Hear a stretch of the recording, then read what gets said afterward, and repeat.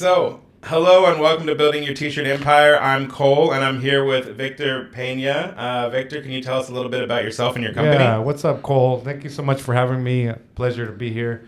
You said, my name's Victor Pena. I'm the CEO and founder of Omniprint International.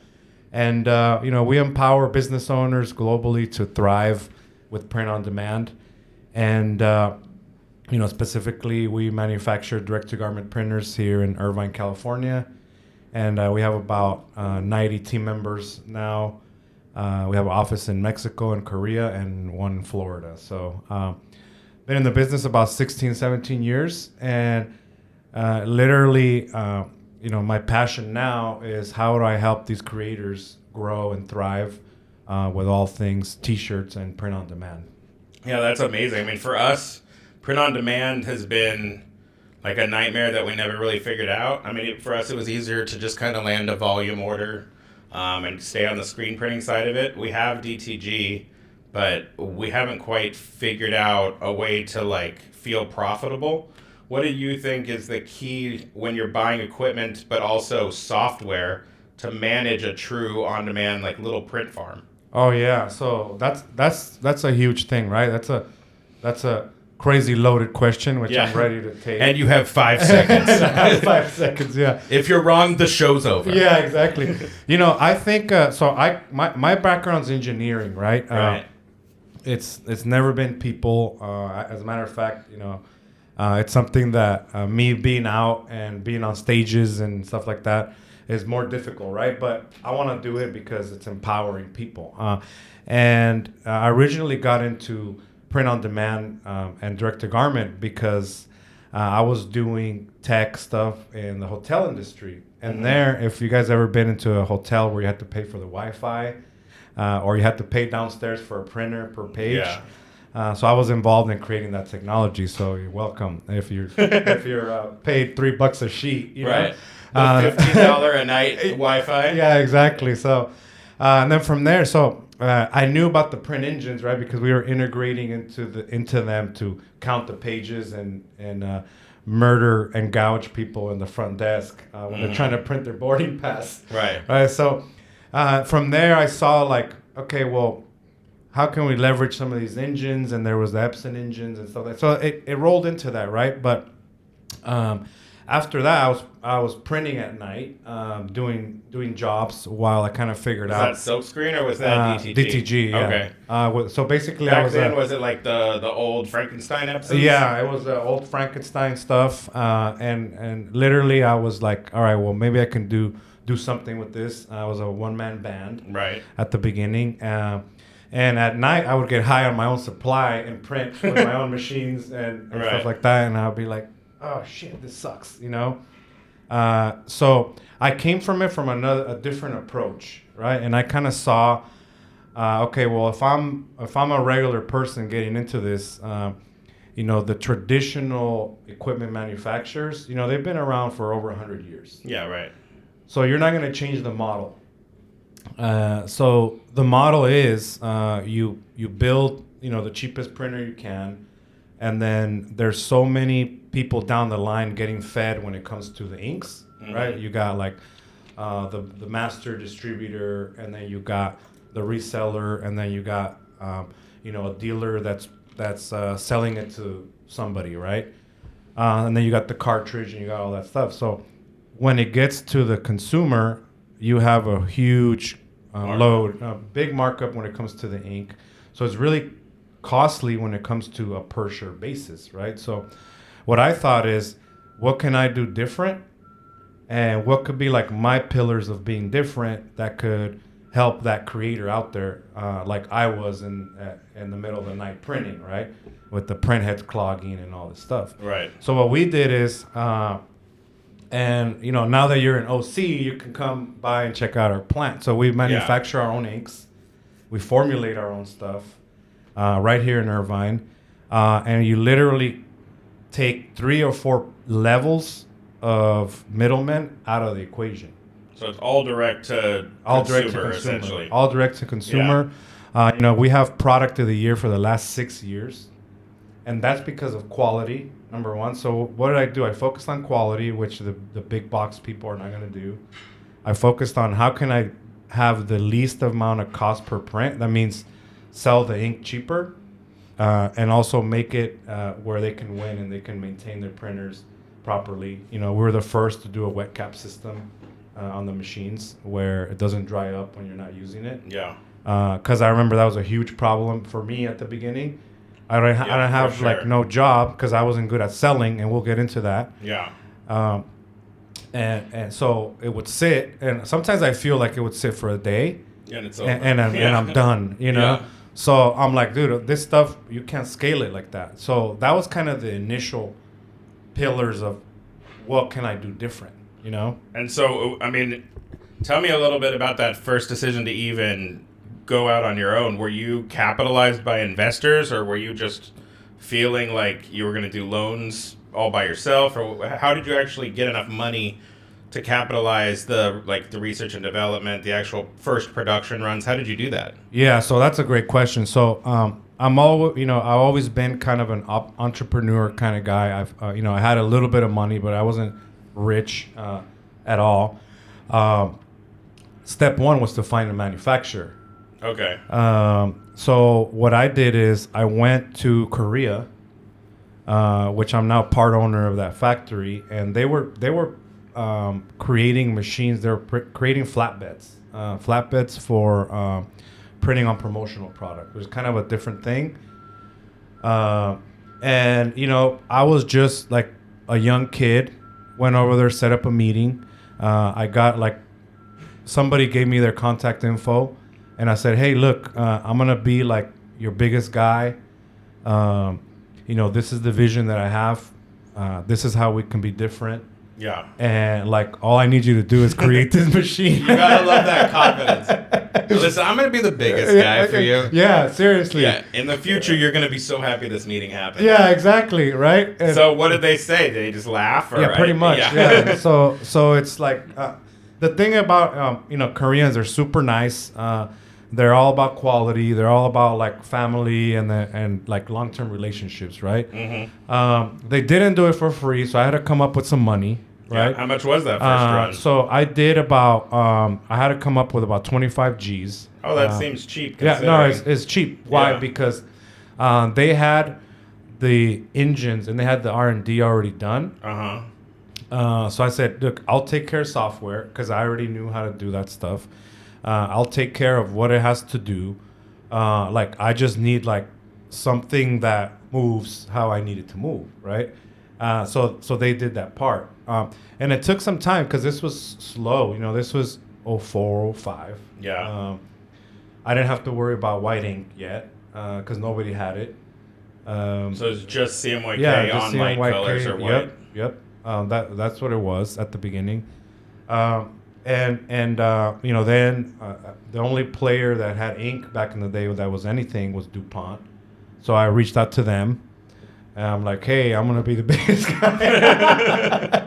How about you set up a relationship? And I was, it was more of can I just, let me get some samples. Yeah. So I could see if it'll work through here, right? Right.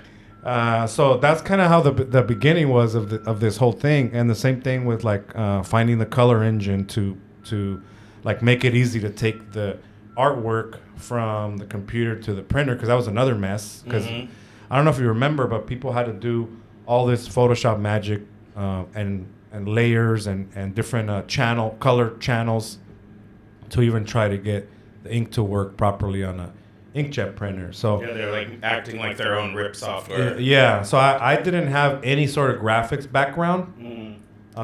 Even in my previous business, any sort of graphic shit, Photoshop, all that kind of stuff, we would send it out. So that whole thing was new. I mean, I was the guy that was blowing up a 1-inch image, to 12 inches, and it looked like shit. That was the beginning. Yeah. That's kind of how this whole thing got started.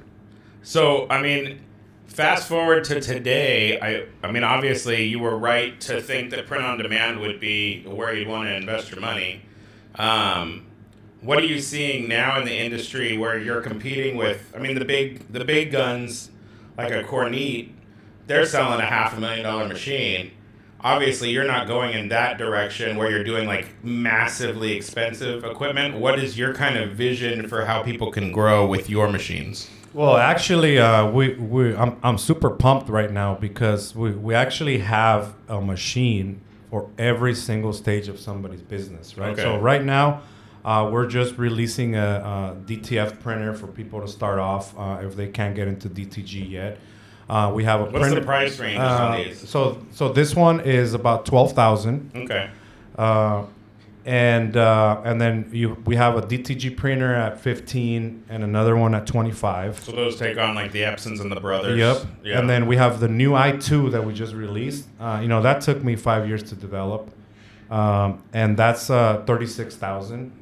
What's the big differentiator there between that and the $15,000 level? Yeah, so basically you have your speed. This is about a minute print. Okay. One pass. On a dark? On a dark. Great. And this is 16 by 20 print area using our color engine and our inks. So the inks pop. It's bright, good quality. 4,800 DPI. And so this kind of helps people that the reason we did it is you either get multiple smaller machines, Right. or your next jump was like a Cornette, Right. or our Cheetah that's 250 grand. Yeah. So we needed something that gives somebody more speed, but that could actually fit into your print shop if it was a smaller place, right? So that's where the i2 lands. Also, the cost per print. What your options are right now, a GTX or Epson, the 3070, which is like 50 grand. But where you're really taking it is in the ink. Right. It's brutal. It's brutal. So what I decided to do is, okay, well, how do we compete? Obviously, I think engineering-wise, our products are better, because they're just built way different. They're not mass built. But I don't have a way to be like, hey, I'm going to give away the machine and then kill them on the ink, right? Because it doesn't work with the mission. So if my mission is to empower business owners to grow, then I need to create a cost per print that is low. Right.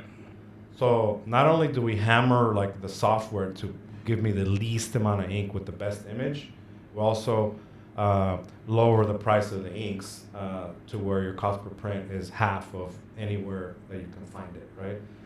And that's difficult right now. We actually lowered our cost of supplies. Yeah, that's big. 20% like last week for everything that we sell. And that's when our raws, everything's going up. All our resins and our pigments and everything's nuts.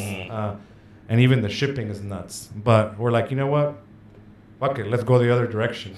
And how are you seeing people in the industry respond to that kind of aggressive tactic? Does it feel like people understand it, or what? Is there any pushback or negatives to it?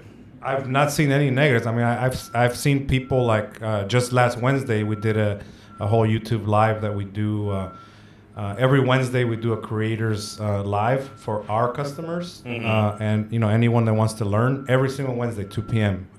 If somebody wants to come in, and it's about how do we help you grow. We did an announcement there. We had a veteran in there in his print shop, and he started crying because we're helping them make more money, right? So I haven't seen any negative stuff. You might see negative stuff from the competition, but I don't give a shit. Yeah, right. I don't think about the competition really when I make decisions. It's more about that person in the shop or at home. Right. Succeeding. Or that mama too that's like making 50 G's a month on Etsy printing like it's wine o'clock shirts, and she's that's killing not a bad move. No, it's not. It's not. So we have like different range in these kind of customers, and that's kind of what fires me up to like create more stuff. So I mean, you're talking about empowering the creator. What is it that you're seeing out of your customers that are thriving the most as far as like marketing and getting sales? Because one of the saddest things I ever saw was this guy.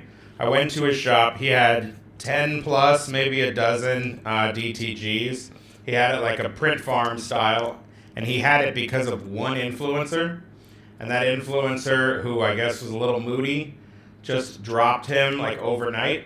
So after building up this entire infrastructure and all this like basically debt that he had built out, one customer was gone and he had no idea how to fill those machines. Yeah, that's so nuts. what do you, I mean, obviously you're selling machines, but how do you think people can then sell their services and stand out in a world where they're competing with just like custom ink? Yeah. So check this out. One of the things that we do a lot different, like I'm the only CEO on YouTube with the level of company that we have in machines and our customers, inspiring people to learn and educate them on sales, marketing. I mean, we've done like huge boot camps with Damon John, Grant Cardone, Jesse Itzler to help people with sales, right? So because the machine is not going to dial the phone. And one of the things that I saw, the most successful companies, even with maintenance or even with winning, they actually sell shit. The ones that don't are super neggy and they don't even like maintain their machines, right? So what did we do? We have like sessions with customers that are winning, and we do about once a week. We have a whole bunch of episodes that are on YouTube, and they're called Creators One-on-Ones, and we're asking them, hey, so what are you doing? What are you doing to be successful? And over time, I'm like gathering all this information, and the reality is everybody's got to have two main things, right? What's your reliable like marketing system for leads? And then number two, what's your reliable selling system to close them? All right. And your product might vary, right? Your product might be, I'm doing print on demand for others. Right. Or I created my own clothing line. And that's what I sell. Or I create a couple clothing lines or several, and I just print my own stuff. Yeah. So depending on what your business model is, you have to create flow. And what do you think, what are some of the tools that the best people are using? Are they just relying on social media and a MailChimp account? Or is there a tool that you keep seeing over and over that it's really like working for that kind of like sales funnel? Yeah. So I take it from my own experience, right? So if you look at our stuff, we're everywhere. Mm-hmm. And I run two main departments now. I used to run every fucking department, but I only run two main departments: is marketing, and innovation. That way, I can keep my finger on the pulse of what people need, and then I go straight to building it with no bureaucracy, right? But at the beginning, coming from engineering, it was my biggest struggle. Is how do I I felt that my product's the best, but I couldn't sell. Yeah. So how do I start selling? And I literally, I still have in my journal, it says create a marketing campaign, right? That's how much I knew about marketing, which is zero, because they don't teach you it. So what I did is started, number one, educating myself. The number one thing that you guys can do is like, what are the eyeballs? Where are the eyeballs? So right now, social media, right? You have to be on Instagram, TikTok, YouTube for sure. Friendster, MySpace. Yep. Tinder. My best clients, they're on Tinder and Grindr. Yeah. I love that. No, seriously, but some people are like, hey, I don't want to put myself out there and this and that. But the reality is, where are the eyeballs? Where are your customers? You have to be there. Right. Yeah. Otherwise, you just kind of don't exist. Exactly. Even if you're documenting your journey, hey, I'm gonna unbox this printer and throw it on YouTube, and I'm gonna start printing my first units. These are designs. Oh, this went well. This sucked. People that are doing that, guess what? Customer flows are coming through those sources. Yeah. And then what? Make sure you're collecting that information, right? A CRM, even if it's a free one, I don't give a shit if you're paying $0 or $100 or Salesforce, something advanced. Mm-hmm. Then you can retarget that people and say, hey, look, this is the new shit that I got for the month. And at some point they're gonna need your services because they were interested in the first place. So a reliable system like that can get you, like, let's say, I need 10 prospects a day so that I can close 2.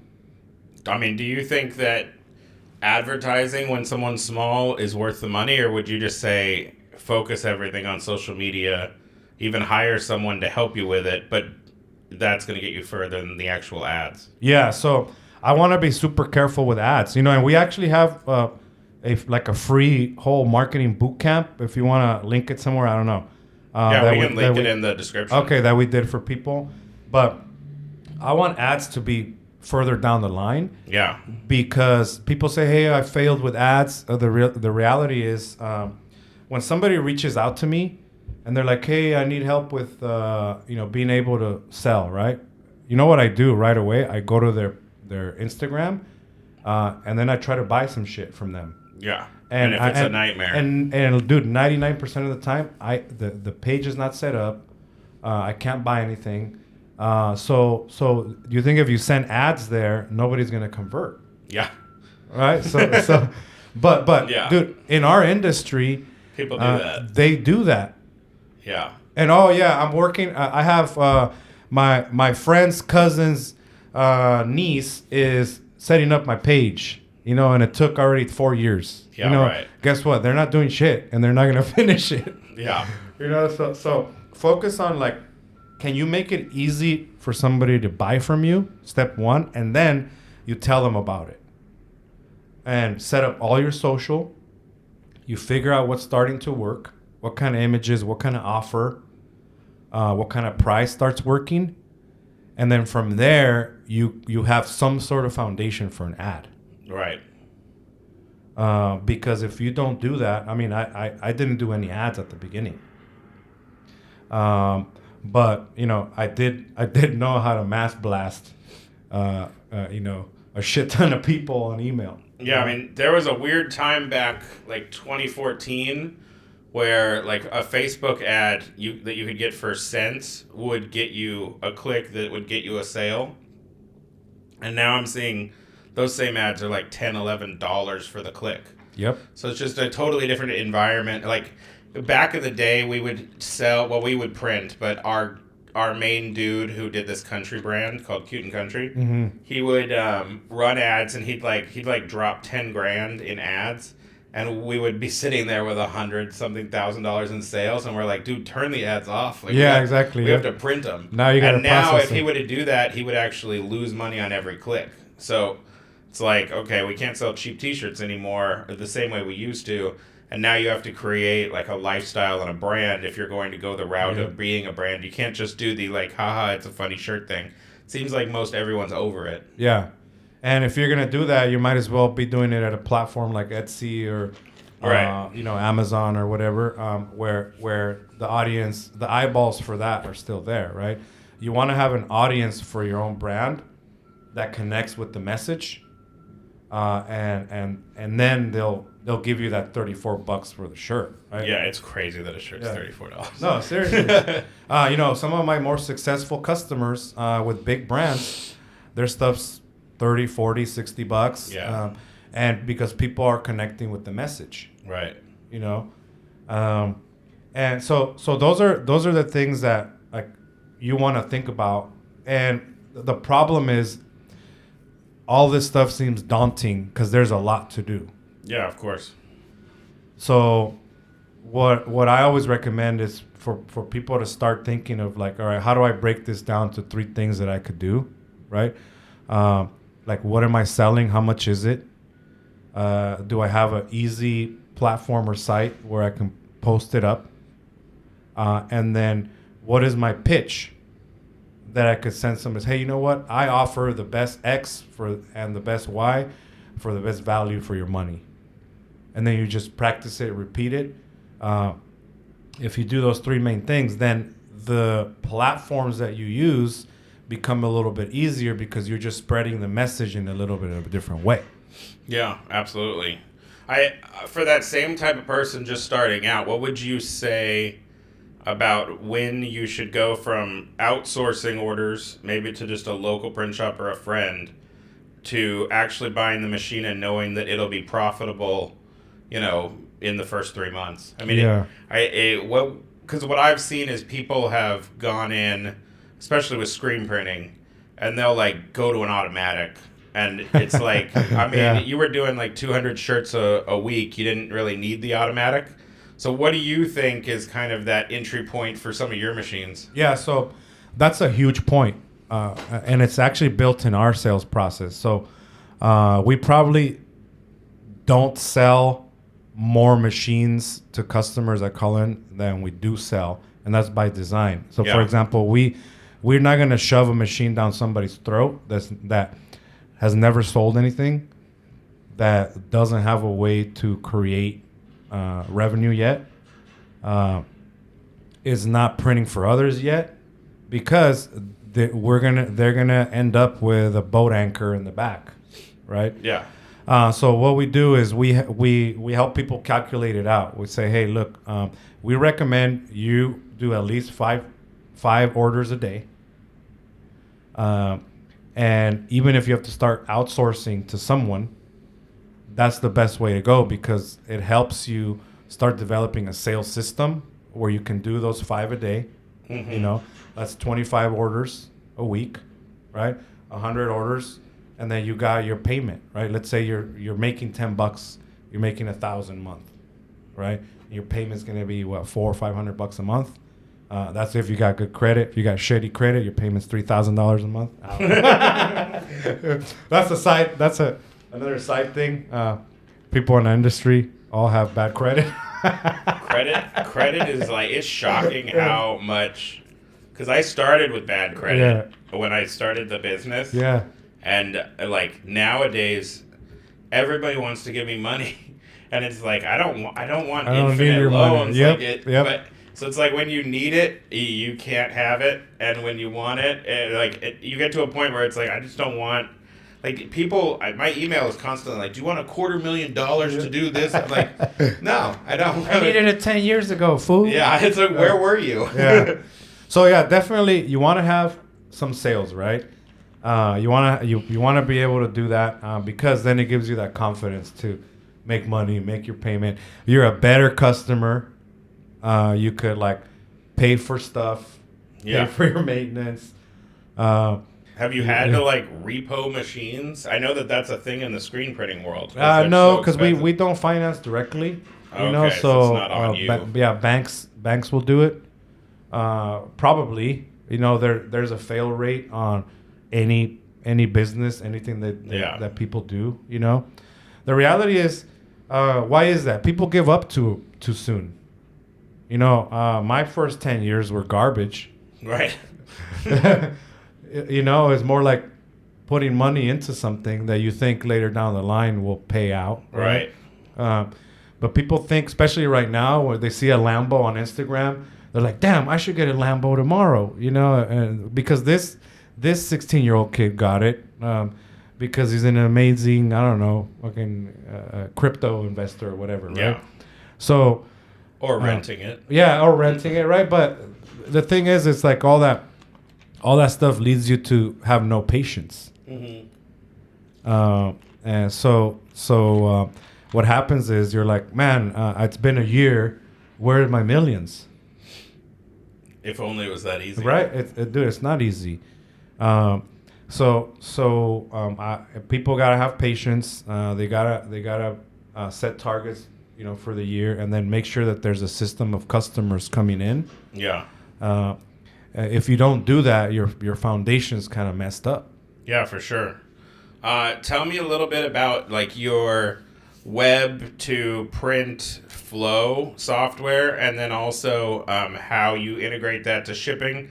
Because what we would do is we would get 900 orders in a weekend, and we would have no idea how to efficiently process individual DTGs. Like we knew how to print 900 of the same thing, but when it was 900 of unique art and stuff, it gets crazy.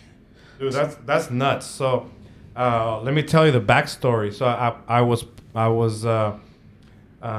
doing I was going into shops. I always been going into shops to see like how they're using the stuff and all that, and then I would see like the same thing, Excel sheets. Yes. USB drives everywhere. Right.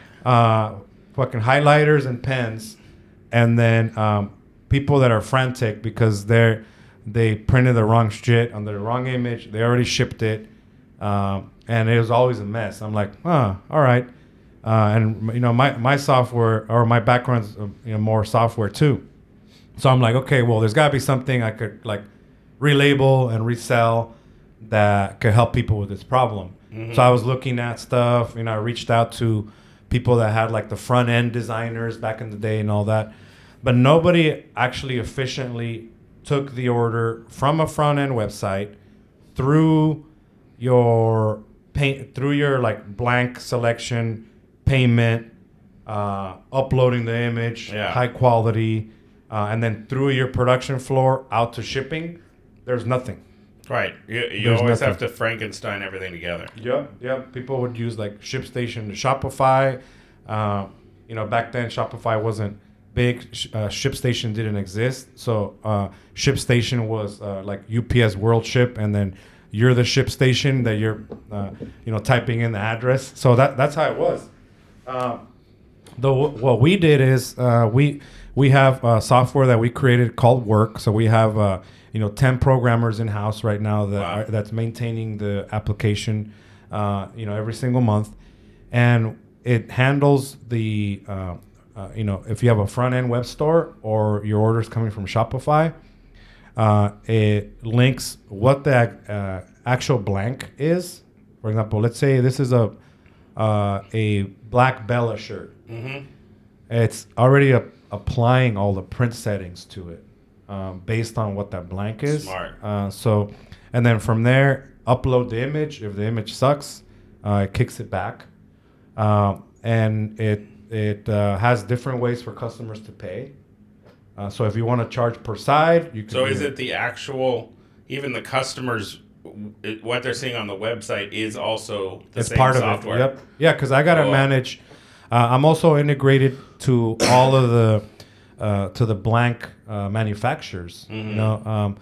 The reality is all their APIs suck, and so they like real-time inventory, all that stuff. Sometimes not even available. So what we did is we created our own web service that houses everyone's inventory real time. That way it's live for us, for our system. And whenever they get their shit together, our system keeps hammering it until they come back online, right? So that's how we do that. So people could say, hey, you know what? I want to sell this Gildan. I want to sell, this Bella. And these are the 5 blanks I want to sell.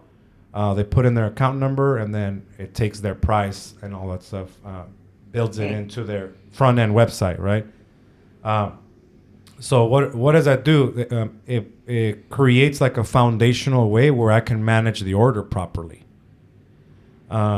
Because if you don't do that, then I don't know what print settings to use. I don't know what size my printer prints, which all that's calculated in there. Yeah. We even force people to figure out, hey, you know what? A lot of people don't know their pricing. They get phone calls and they're pricing the different shit to different customers every single day. So confusing. So in the system, hey, you got to choose. What do I charge for a black shirt? What do I charge for a white shirt? Do I charge per side? Do I charge per square inch? Like, set your pricing, people, right? And is that system only for your machines? Or is it available separately as like a monthly payment? Yeah, so right now it's for all of our machines. It's integrated into our machines for free. No, it's a monthly subscription based on your order volume and which features of the system you need. But I told you about the mission, right? To empower business owners to grow, and recently we're expanding to other machines. Because there's been a demand for it. Nobody's fully integrated into other machines, completely. So we're gonna expand it. So we're gonna open it up. So when you scan the barcode on the printer, it will print the image for that customer for that job, and it'll send the job to the printer, print it, and it'll tell your and you can do this system. even with your cheaper machines, like your $15,000 ones. Yep. Yeah. I might have to look at these things. Yeah, you gotta look at it. Yep.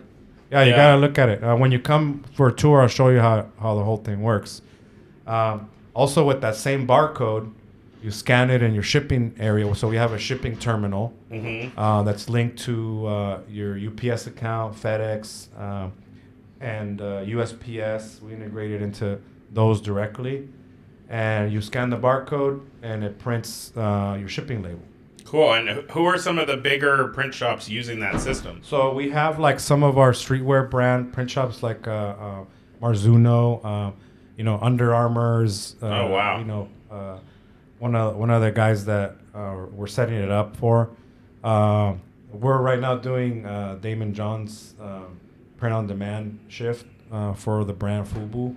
Jeez. And that comes, yeah. So we do some of these special and deals. They don't have any issues with the DTG print quality versus like a mass produced screen. No, print. I mean, even if you look at our stuff, it's just great quality. Is that one of your machines? Yeah. Yep. Yeah. How old do you think that print is? Dude, this is a beat down from the floor up. This is about 4 or 5 years old. Oh wow. Yeah, it's still real bright for that old. Yeah. So, but that's the ink, right? It's different inks. Mm-hmm. The plus you can make the feel a little bit closer to whatever they're looking at. But yeah, I mean, the majority of our customers are like 1 or 2 machine customers, right? And like we're dipping in with the i2, taking some of that market share for some of the bigger shops that have like multiple banks of machines. What's the i2's like daily output approximately? So you're doing honestly that's hard to calculate for me because it's kind of bogus. Yeah, I guess. Yeah, because for example the print, everybody says, oh, this machine can do 10,000 prints an hour, right? But the operators like right. You're gonna max them out. You're gonna max them out at 50 so prints an hour. Like a little less than 1 a minute. Yeah, it's like 1 a minute. Yeah, 1 a minute, and then you gotta be minute like, hey, you gotta be doing 1 a minute, bro. Yeah. So that's why it's better to have like multiple units with multiple operators. If you're in an area where staff is cheaper. Mm-hmm. The other thing is, we have our Cheetah, which we also develop. It's $250,000, half of the price of the Cornette, 35-second print. 1 operator. Is that an inline pre-treat though, or? No. So you're still having a completely separate pre-treat option. Yep, you pre-treat separately. Is that because of patents, or why not have it inline? No, it's not necessarily patents. I mean, they have a process patent. We have like a different reason. Like honestly, I don't like technically the chemical in there. Oh, okay. It just jams up the electronics. And if you go to any of the users, it is what it is. They're replacing printheads like crazy. Even electronics, salt kills it. And even the latest formulas. So it's not ideal. And plus, if you look at it, you're spending time in the machine pre-treating when it could be printing. So how do you think people should be doing large volume pre-treating? Because I actually need to buy a pre-treat machine, and it'll take us longer to pre-treat than it'll take us to print sometimes. Yeah, it will. What do you think is the best? So solution? we have a full production setup in our office, and what we do is you have pre-treatment done with an open pre-treater and an oven. Where you're pre-treating, you hit the pedal, pre-treat, peel it off, throw it in the oven, and it's like drying 95% of the garment. Just a normal conveyor dryer. Yeah, normal conveyor dryer, and that handles your pre-treat. Some customers do like a 5-second press afterwards to flatten it out. Yeah. Some that are more production type, they won't. So how much is one of those units? It's like $3,000. Oh, okay. So that's not one of those small box units where it lays flat. You're actually hanging it up, or? No. It's lays flat. Yeah. So we have 2 versions. The one that's open. So if you have an open environment, it's easier. Like you don't have to open and close a drawer. But it's not messy? No, it's not messy. Oh, okay. Yeah. So you don't end up with it on your floor or anything? Yeah, no. Okay. Where you want to go to a closed environment is if you're like next to your printer and your Linty. in your bedroom. you know? Okay. Oh, okay. Got it. Yeah, like an office. So I would do an open environment. Yeah, you would do an open right at the opening of your oven. Okay. And you just load up like half a dozen or a dozen at a time and just go at it. Fill up the oven, wait on the other side, flatten them out. I mean, that's how we do it. That's cool. Yeah, I have to look at that. And if for that kind of a machine, can you just change out the pre-treat and run it on a different printer? Or is there something specialized about your pre-treat? Yeah, so we have great pre-treat, which we also make here, by the way. We have light, dark, and polyester pre-treat. So basically, are all printers the same? They're all fairly similar. Okay. The main thing is that you want to test it out because, for example, we create the pre-treat like with the same formulation as the inks, right? So the resins match. Mm-hmm.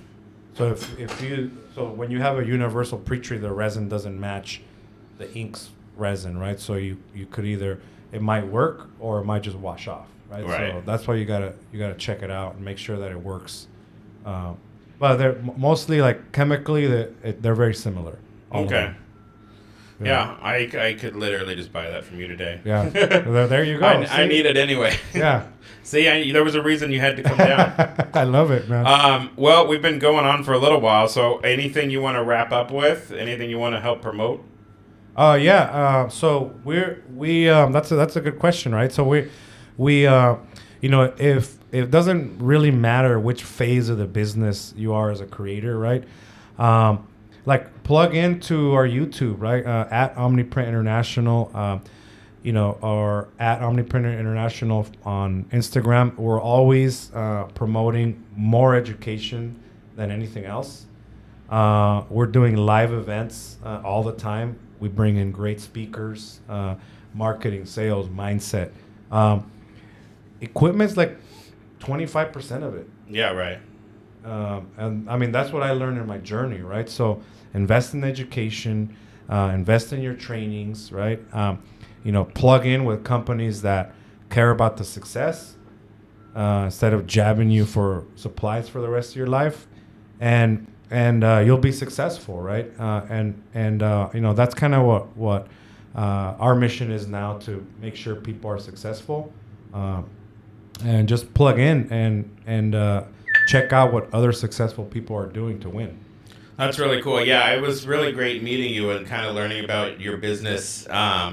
It seems like you guys have got a lot going on, so I'm going to definitely have to swing by and see it all in person. Oh, yeah, for sure. You'll be blown away. I started from a little office half the size of this. So what's the new square footage? It's about 40,000 square feet there. Yeah. Not too bad. All right. Not too shabby, right? Well, thanks so much for coming on. Yeah, thank you for having me, Cole. I really appreciate it.